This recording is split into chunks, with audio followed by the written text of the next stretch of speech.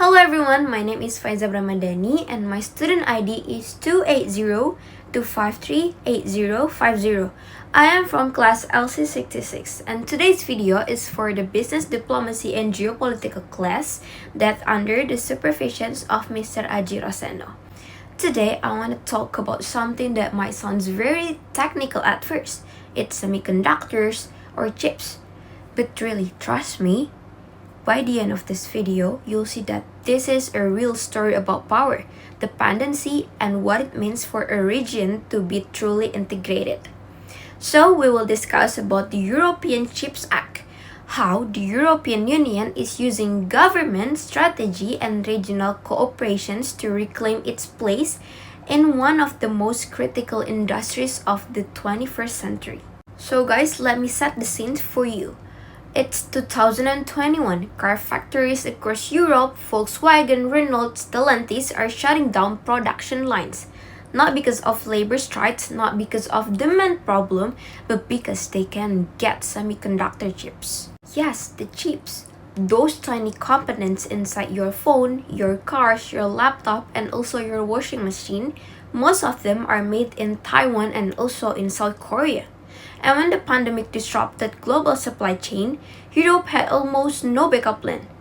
This was a wake-up call.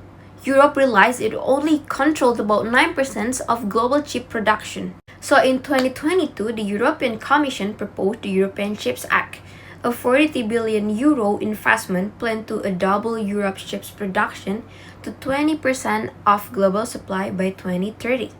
This is not just the industrial policy. This is the EU saying that we cannot afford to be this independent on others for technology that just runs everything. So now, let's discuss about who are the main actors here. So, the first one is the European Commission and EU member states governments. They are the architects of this policy.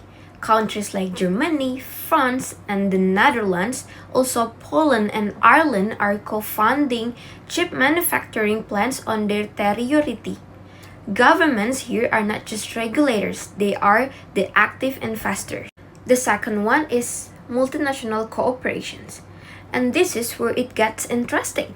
The EU is actually attracting non-European MNCs to build inside Europe. TSMC from Taiwan is building 10 billion euro fab in Dresden, Germany. Intel from the US announced a 17 billion euro facility in Magdeburg, also in Germany. And for the last one, yes, it's research institutions. IMEC in Belgium, Fraunhofer Institutes in Germany, these are the knowledge hubs that bridge academia and industry. So what we have here is a deliberate meeting of government strategy, multinational investment, and research capacity. It all coordinated at the regional level. So guys, let me bring you into the first theory. The first theory is comparative regionalism. Comparative regionalism asks us to look at how different regions organize themselves and why the EU and also ASEAN are the two study example. They are the most studied example, but they work very differently. ASEAN is built on non-interference and consensus. Meanwhile, the EU has supranational institutions, so its European Commission can actually make binding decisions that affect all 27 member states. And the CHIP Act is a perfect example of the EU using the supranational capacity. Instead of each country separately trying to attract chip manufacturers, which would just create a sub-DC war, the EU coordinates it. Germany doesn't compete against France for TSMC. Instead, the EU creates joint framework, shared funding, and also the common standard. And this is what makes European regionalism distinct. It's not just the free trade zone, it's a political project that can act collectively to build industrial capacity. And the CHIPS Act showed this collective action working in real time. Compared to ASEAN, which is still working on things like curious cross-border, payments, and digital integrations, the EU's ability to mobilize 43 billion euro across member states in response to a security threat shows a much deeper level of integrations. Now we move to the second theory, is the Global Production Network or GPN. GPN theory itself, developed by the scholars like Jeffrey Henderson and Neil Coe, looks at how productions is organized across borders. It's not just about trade, it's about the networks, who control what, who captures value, and who is vulnerable. In the semiconductor GPN, the value is distributed across the globe. Chip design happens largely in the US and also the Europe. Companies like ARM, NVIDIA, and also Qualcomm. Chip manufacturing, the actual fabrication, is dominated by TSMC in Taiwan and Samsung in South Korea.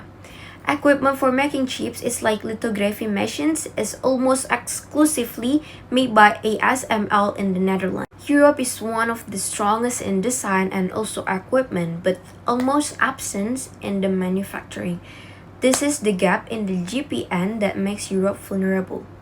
What the CHIP Act is trying to do is re-embed manufacturing into the European node of the GPN. By bringing the TSMC and Intel to build fabs in Germany, the EU is pulling the manufacturing node back into its territory.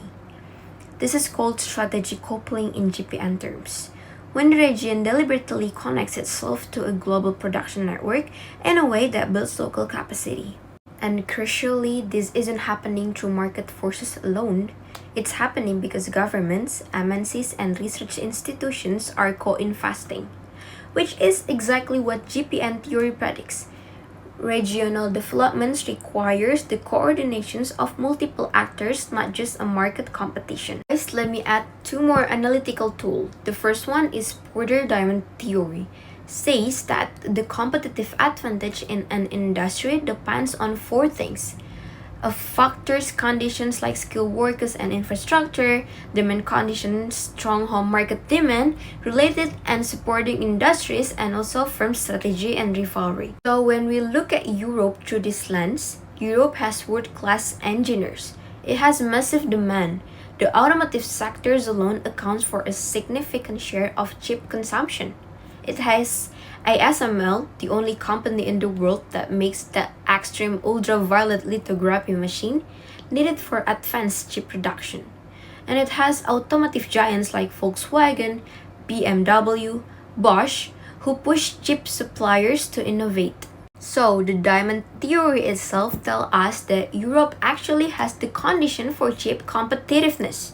It just never fully activated them in manufacturing. The CHIP Act is essentially building the missing diamond. And from value chain perspective, the semiconductor chain goes from R&D to a design, to a fabrications, to packaging, and to end products. Europe has been capturing value at the design and equipment ends, but missing the middle. The CHIPS Act specifically targeting the fabrications, trying to capture more of the value chain inside European borders. So what is the actual impact on European integration? The first one, it depends in the single market. If Europe can produce chips domestically, supply disruption from Asia won't shut down Europe factories. The single market become more resilient. The second one, it advances the strategic autonomy. This is a concept that EU has been pushing. The idea that Europe should be able to make decisions and act independently without depending on the US or China for critical technology. And for the last one, it creates regional assets. The fab cluster in Germany, Ireland, and the Netherlands become shared European assets. The knowledge, jobs, and supply chains stay in Europe. This is GPN theory in practice. Regional development through deliberate network construction. But guys, this is not go as smooth as you guys think. There are attention to. When Germany attracts 10 billion euro in the SMC investment, a smaller member EU asks like, are the benefits distributed fairly? So, this is a real ongoing challenges of European integrations, ensuring that common policies create shared prosperity, not just concentrate gains. So guys, to conclude it all, the European Chip Act is more than an industrial policy. It is a statement about what kind of actor the EU wants to be, in technology, in geopolitics, or in its own integration project. Through the lens of comparative regionalism, we see the EU's unique capacity for collective action. Through GPN theory itself, we see how governments and MNCs are embedding manufacturing into European territory. And then through diamond theory and value chain analysis, we understand what Europe is building and also why it matters. The key argument that I want to leave you guys with is regional integration is no longer just about removing trade barriers. In the 21st century, it's about building shared technological capacity. And the European Chips Act is the EU's most concrete attempt to do exactly that. So guys, thank you for your attention. Thank you for watching this video. See you again. Bye bye.